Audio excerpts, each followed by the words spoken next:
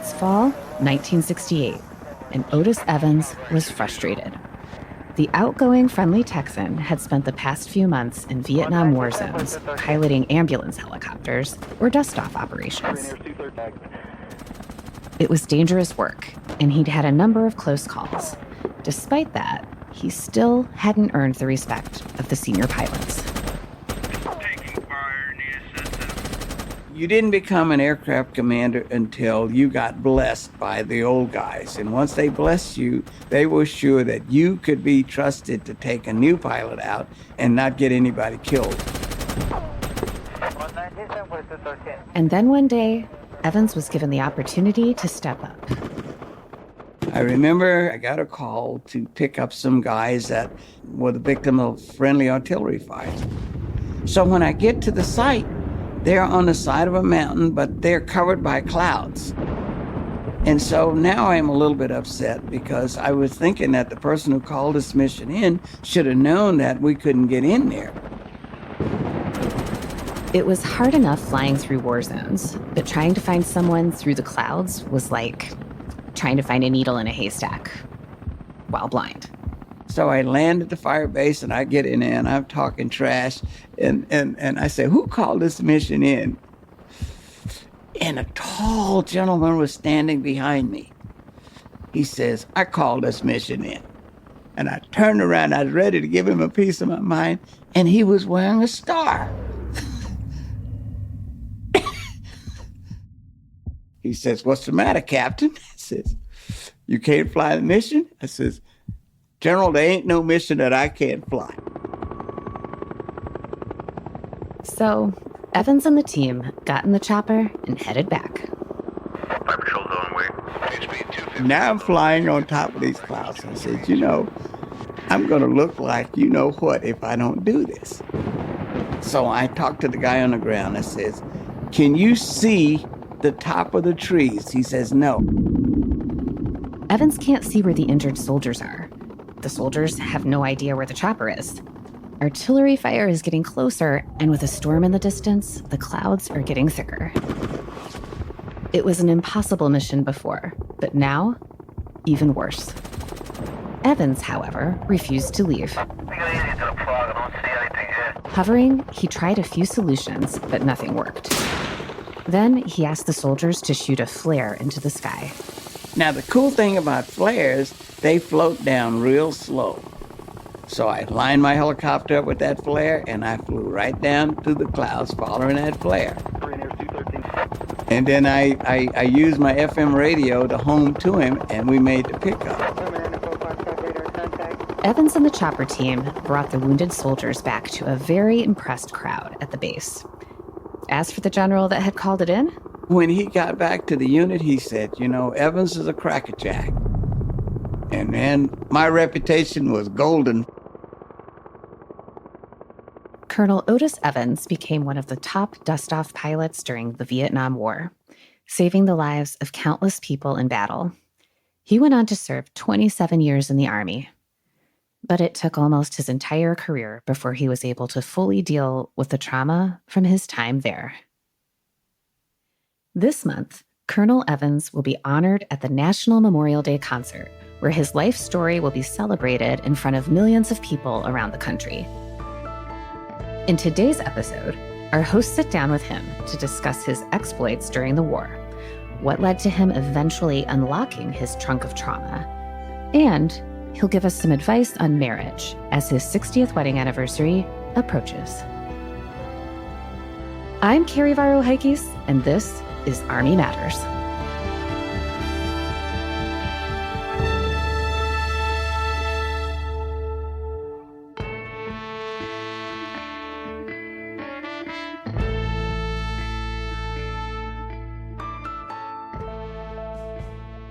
Hello, everyone.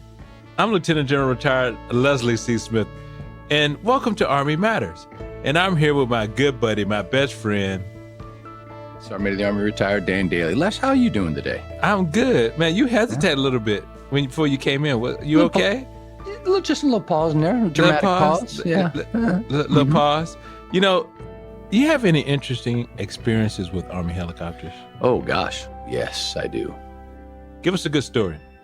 Wow, there's thousands of them. I mean, I literally, I probably have 1,000 hours in the back of a helicopter. Okay. Well, I'll tell you what, a cool one. So, I mean, a lot of combat missions, obviously, on helicopters, air assaults in Iraq. But I actually flew one of the Hueys in Iraq. Nice. The State Department was still flying those when I was over there, and I needed a lift one day. And I felt like that thing was going to fall out of the sky for the whole time I was on it. Was like, it was old. I mean, it I was can old. imagine. Army helicopters, the current UH-60 Black Hawk helicopter, they're twin engine. That's right. They're newer. I mean, obviously, they're more capable, more powerful. But I can imagine how those guys felt in Vietnam. And those Hueys. I mean, they're great helicopters. Yeah. Don't get me wrong. I mean, they're great helicopters. They're just not a Black Hawk. And you could feel the difference when you're flying in them. Most definitely. For me, and I thought you were going to talk about this, is that flying out of Fort Lewis, Washington, you go to Yakima, right? Yeah. So you fly over the mountain, right? So you're above the clouds and everything. And I'm like, wow. Oh, I have one more cool helicopter story. Okay, go ahead. I thought Go you ahead. were- I got one more. Okay, when go you ahead. said when you said wow, I thought you were done. Yeah, go ahead. Okay. So I took a helicopter from Anchorage all the way up to the Northern Winter Warfare Training Center in Alaska in a helicopter. Yeah. So flying like, 20, 30 feet off the ground across the tundra. Nice. Amazing. Amazing. Yeah. Wow. Did you see any caribou? Oh, yeah. Yeah. Caribou. Were you chasing them? Moose. Well, they were running because the Right. helicopter. Right. But it's just amazing how vast that place is when you get to see it from that vantage point. But Yeah, no kidding, right? Yeah. Very Most cool. people don't have a thought of what it looks like. But most of my helicopter experiences with very dangerous missions, though. Yeah. With a lot of gear on your back. With a lot of gear. Yeah. A lot of gear. So, Les, the reason why we're talking about helicopters in Vietnam is because you recently sat down with this gentleman who was a Medical Services Corps helicopter pilot during Vietnam. Yeah, it was pretty cool. He was focused, direct, sound just like he was speaking from a helicopter. I, unfortunately, could not join you for this episode. Yeah. He was somewhere doing something with Soldiers. fancy drinks and hosting retirees, I think. That's right. I was hosting the Yeah, retiree because I council. joined you later that day. You did. Yeah. So let's listen to your conversation with Colonel Otis Evans. Yeah, let's do it. I was honored to interview him.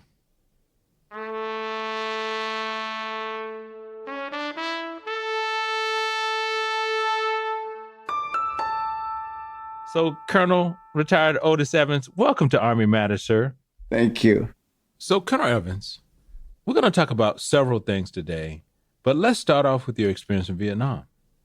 Can you tell us a little bit more about your first few days when you arrived in 1968?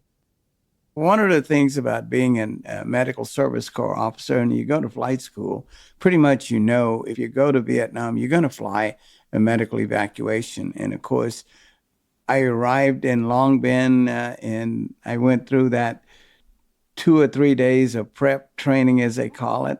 And then I was on a C-130. I was flown up to Hue Phu Bai. The thing I remember about that particular day was I landed at the Phu Bai airfield. And as I was getting on a 2.5-ton truck to go to Camp Eagle, a high school, matter of fact, he graduated the same year that I did. He was getting off a deuce and a half in order to get on the plane because he was leaving. Wow. And he was so happy to see me, but I didn't know whether that was happy that he was going home or what that really meant. Sure, I remember the first flights because, when you arrive, the older guys that are there, it's their responsibility to teach newcomers how to survive. And I spent the first 3 weeks flying with the seasoned pilots, learning what to do and what not to do, and how to stay out of the line of fire. I remember very vividly one mission where we picked up a soldier who had wandered into a landmine and had both of his legs blown off. And the only thing that touches you very closely when you're there is not so much the sight, but the smells. But when you combine smell and sight together, now you know you're in a war zone. Yes, sir. So what was the first thing you did when you landed in Vietnam? Well, we were trucked into Camp Eagle to our unit of assignment. And of course, you get there and you get off the truck, and then everybody's got to count noses to see, are you who you're supposed to be? How you say you are. Yeah. Yes. Okay. And then you got to get a weapon. You got to get your ID tags and all, because, although you carry the initial ID tag, they've got to issue you a whole bunch more, because you got to put them every place that you can put them in case you get shot down, and someone has to identify your body. What do you mean by that, sir? What do you mean ID tags, plural? How many did you have? At least about 6 sets. Really? Yeah. So one set I would put in on the bottom lace of my boots. Okay. I put another set around my neck, and then you put others in various other places. Okay, great. So you come from a military family. Well, my dad wasn't full-time military. He served in World War II. Okay. He was a Navy seaman. Yeah, that counts too, right? We'll let it count today. Okay, it can count. But he was never in combat. Okay, that's so fine. we used to rag him, because my brother and I were both in combat. So we used to rag him. I said, Okay. You're not really a soldier. Right. So, and your brother, talk about your brother's service. I have myself and 3 other brothers. Mm-hmm. When we graduated from high school, most of us, there was a hard push for us to go to college. My brother said he had enough of school, so he joined the Army. And you know where that led, because at that time, Vietnam was going on. Now, he was there 6 months ahead of me. So he and I both served in Vietnam at the same time, the last 6 months of his and the first 6 months of mine. Wow. So did you ever think about, having to go pick up your brother? No, he was, I'm in I Corps all the way up in the north, and he was with the 11th Infantry, the Americal, and he was about in the middle part. I wanted to visit him, but I just had too many things I had to do. I was too busy. So, and then you became a Medical Service Corps officer. Indeed. What led you to do that? Well, at basic, in ROTC, in your junior year, you got to go to basic camp. And I was sent to, our basic camp was at Fort Sill, Oklahoma. And I saw all the damage that could happen to you if you were an infantry soldier. So I decided, well, I better go with the medical folks. I didn't understand all the ramifications, because I got roped into becoming a pilot and put me right in the midst of all that fire. Yes, sir. Yes, sir. So Medical Service Corps, but then a dust-off pilot. Indeed. Wow. So we've already heard about your first mission in Vietnam. So describe for our listeners, those of us who don't know what a dust-off is, describe for, what is that? What does that mean? That's a group of guys that fly helicopter ambulances. And these helicopter ambulances go out and pick up the wounded. Our job is to, if we get a call, anybody that's hurt that needs to be evacuated from the battlefield, we do it. Wow. We were following a legacy that was established by Charles Kelly in the early days of Vietnam. We will not leave until we have the wounded, no matter what the circumstances are. And so all of the pilots, that was our motto. We'll pick you up no matter what. No matter how much fire, no matter what it is, we will pick you up and bring you back to medical care. But when I became a pilot, I didn't know all those rules. I didn't understand the calling.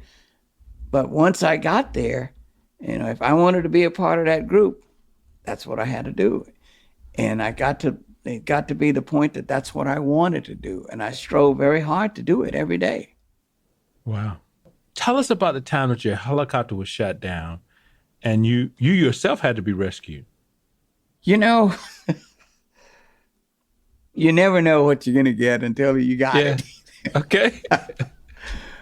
We had a call to pick up a wounded person and a soldier in a crater, a bomb crater, a little bit distance away from us. So we went there and we lined up to go in. And as we were flying in, there was a lone sniper sitting somewhere. We don't know exactly where he was, but he started firing on us as we were coming in. He aimed directly for the cockpit, and 2 rounds hit under my seat. And of course, because I had an armor-plated seat, one side has ceramic on and the other side is a hard metal. So the ceramic coating came off and kind of struck me in the butt because the seat was mesh in order to keep cool. So I thought I was wounded, and I screamed out that I was hit. So the aircraft commander broke off, and they flipped my seat back and checked, and the crew chief checked my bottom, and he didn't find any blood. So he says, "Are you okay, Lieutenant?" He put my seat back up. Now, Okay. theoretically, if that happens to you, you should change your approach. What did this guy do? He lines right back up. Same direction. Wow. And we go in, and this time, man, they unloaded on us like you wouldn't believe. But this time we got most of the fire in the rear. But we were able to limp that aircraft back and then crash landing it. Well, you could call it. It was really, we just mushed it on the ground in a safe place. And we got another helicopter and later went back to make the pickup. But unfortunately, we were too late. The soldier had passed by the time we got back. But true to our mission, if we say we're going to take you, we're going to take you. And we took him out. So can you describe for our listeners, some people think the medevac mission is something easy. What was the life expectancy of a medevac pilot? 1 out of 4 would not return. 25%. Yes. Yeah. So you would often spend 20 hours out of 24 on a mission. First, tell me how you did it. And then what was it like? How did you do that? Well, sometimes folks think that in a war situation, you're fighting hard every day, but that's not really true. Here's how it works. The enemy is just like us. They like time off too. So you'd fight like all out for about 3 days, and then they take a break, and we took a break too, And then we go back at it. Okay. Now, in our unit, we had enough aircraft and enough crews where we could put up 6 crews every day if we wanted to. So you'd have first up, that's number 1 crew. They flew every mission that came up, unless a mission came up at the same time, then second up would fly. And that same process worked all the way down to 6th up if everybody had to fly. Now, I can remember days when the 101st was in heavy combat and every crew that could fly was up flying. But on a routine day, first up generally did all the missions, and they would fly for a 24-hour period. Oh, wow.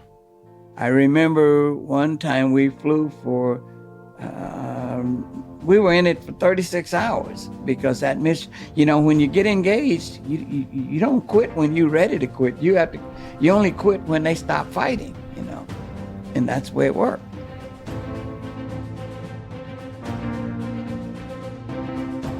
Did you know that as a member of AUSA, you have access to many benefits? From car rental to entertainment discounts, the opportunities are ample. Visit us online at ausa.org/benefits to learn more.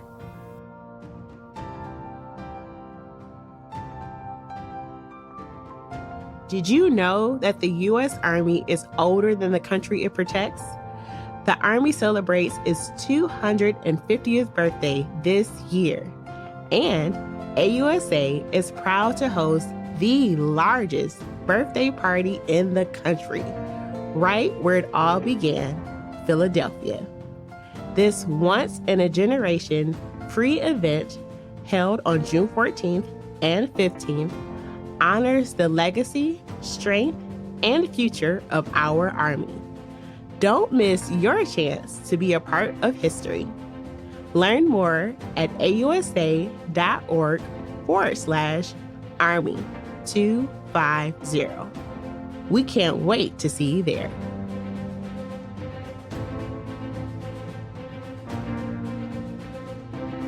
Hello, everyone. Welcome back to Army Matters.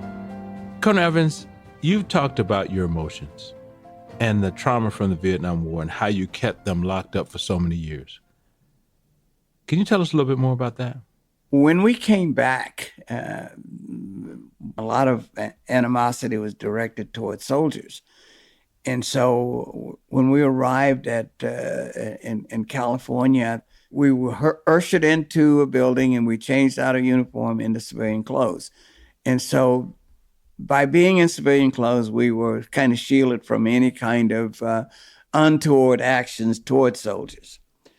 And so that was a case once we got back to our unit. So most of us in that world, if you were going to stay, you took all your memories, all the stuff that you didn't want to have to deal with, you just put it in a trunk and locked it up. Now, that's what I did.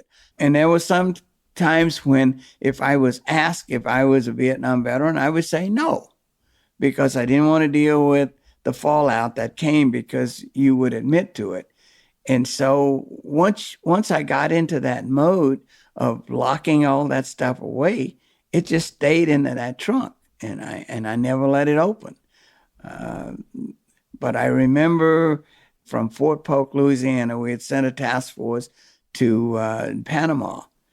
And we had a full dress parade on the field to welcome those soldiers home. And I'm standing out in the field in front of my battalion, and we are honoring those guys. And that trunk came open. Oh, wow. So that trunk came open. Yeah. And keep going, please. You know, I was glad that it rained. That day? Because my soldiers would have seen the tears, but I got that trunk closed again. Before that, I often attended DUSTOFF reunions where I would meet all my old friends that flew in Vietnam and the crews that flew with us. We'd meet in San Antonio once a year. And, you know, I discovered that the guys who stayed on active duty never, ever dealt with the business of bringing themselves to accept what happened during the war and reconciling that episode with themselves. We just locked it away and didn't deal with it.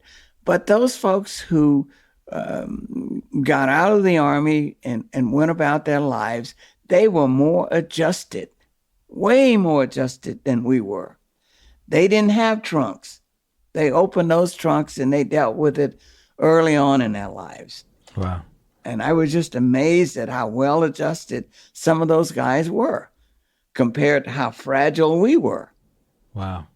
So what advice would you have for those dealing with trauma? You got to lay it out and look at it. You got to pick it apart. There are things you do that while you may hold some personal responsibility for it, it wasn't by your direction that you did it. I mean, you got to come to grips with it, and you got to reconcile it and understand it. It is what it is. If you need to make peace with yourself, then you got to do that. So you stayed serving for 27 years, including a stint as a director at Walter Reed Army Medical Center. Can you give us a highlight of your Army career? Just give us anything you want to share. Well, you know, as a medical service corps officer, I flew for 12 years. But if you want to advance in that branch, you've got to get out of aviation in After being an aviator for 12 years, I became healthcare operations. I did that for a few years, and then I switched over to healthcare administration. And so there is a strategy that you got to follow if you want to at least climb to the rank of 06, because we only have one general in the Medical Service Corps. And so if you got 5,000 officers competing for one star, that just doesn't work very well, does it? Yes, sir. But you got a good shot at making 06.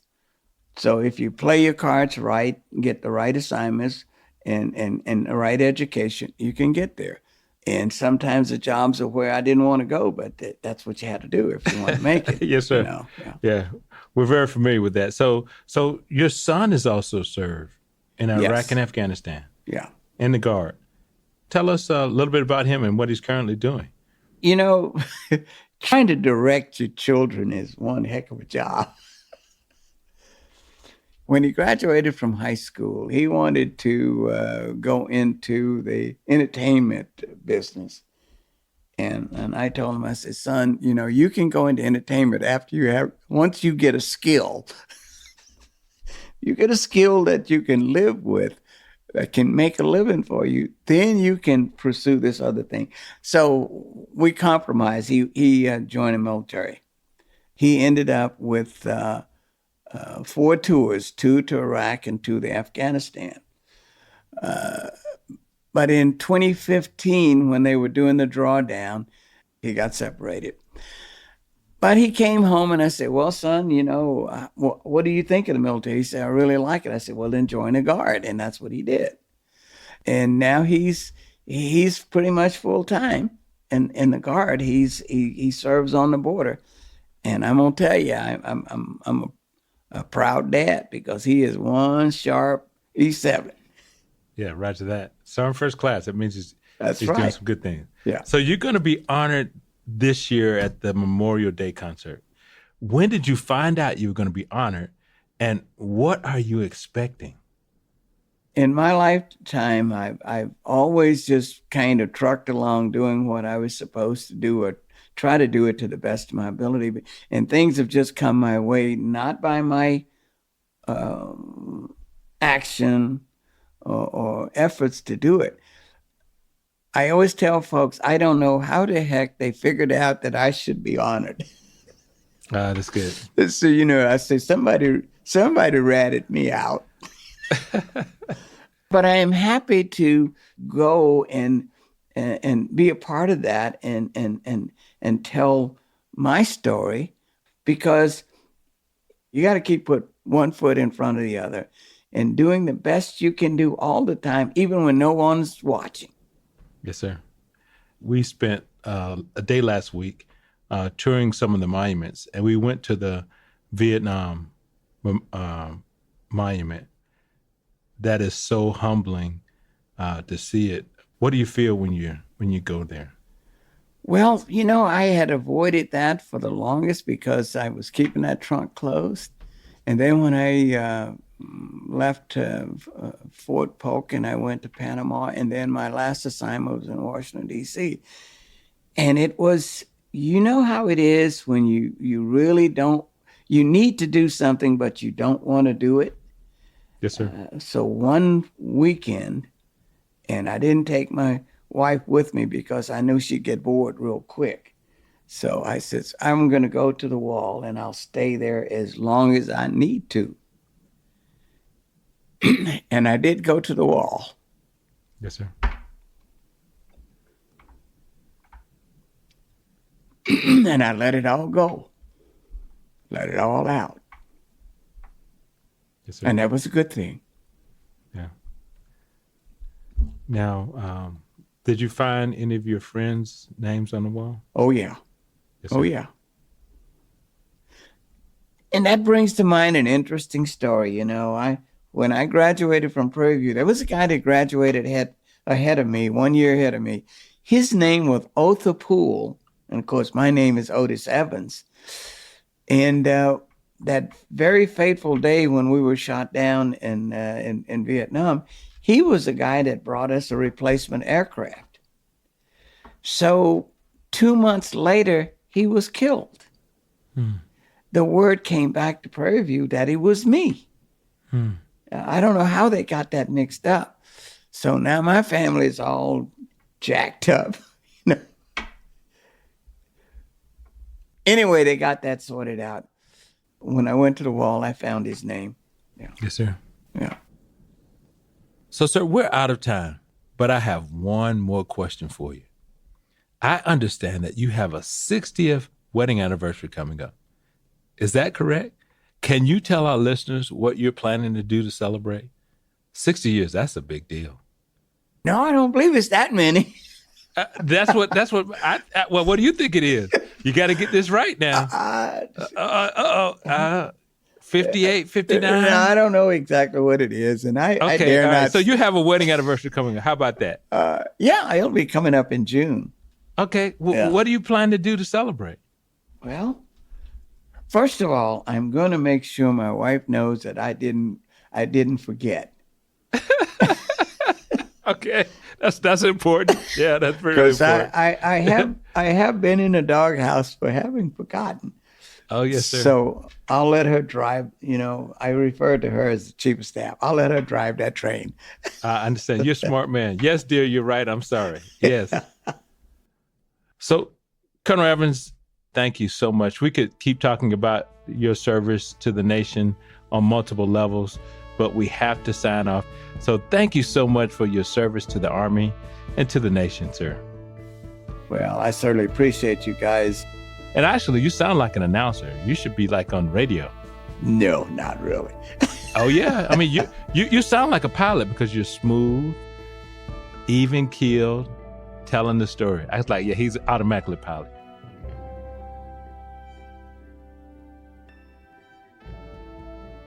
Many of our guests discuss enlisting or commissioning directly from high school. And in today's episode, we'd like to highlight a recent event AUSA's Delaware chapter hosted that celebrated those in their region. On May 13th, the chapter hosted its 14th annual Our Community Salutes ceremony to honor local high school seniors who have chosen to join the military after graduation. The event, hosted at the University of Delaware's Clayton Hall Conference Center, featured the new recruits as the guests of honor. Each student was joined by family members and treated to an incredible sit-down dinner, accompanied by speeches from military and civic leaders. Kudos to everyone at the chapter for the event, and, more importantly, to those high school students who have agreed to serve their nation. If you or your chapter would like to be profiled on the show, please email us at podcast@ausa.org.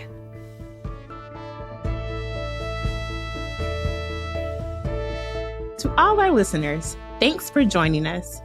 Army Matters is brought to you by the Association of the United States Army, the U.S. Army's professional association, member-supported, Army-connected. Visit us at ausa.org for more information or to become a member. Your membership helps AUSA continue to carry out its mission, educate, inform, and connect with the total Army, our industry partners, and supporters of a strong national defense. Today's episode was hosted by Lieutenant General Retired Les Smith and SMA Retired Dan Dailey, and anchor hosted by Carrie Barrow-Heckes. Anthony Del Call is the producer and writer, and Andy Bosnag is the supervising sound editor. Ellen Toner is the content editor. Unzinga Curry is the executive producer, and the senior producers are Carrie Barrow-Heckes and LaSharon Duncan. Be sure to subscribe to Army Matters wherever you get your podcasts, and please leave a review. As you know, we love seeing stars in the Army, especially if it comes in the form of a 5-star review. AUSA's Army Matters podcast can also be heard on Reach Across America Radio on Monday at 8 p.m. Eastern, on the iHeartRadio app, the Odyssey app, and the TuneIn app with the search of the word Reef. AUSA's Army Matters podcast primary purpose is to entertain. The podcast does not constitute advice or services. While guests are invited to listen, listeners, please note that you're not being provided professional advice from the podcast or the guest. The views and opinions of our guests do not necessarily reflect the views of AUSA. For questions or to provide topic recommendations, email us at podcast@ausa.org. I'm with Sharon Duncan. Hope you have a great Army Day. Hooah!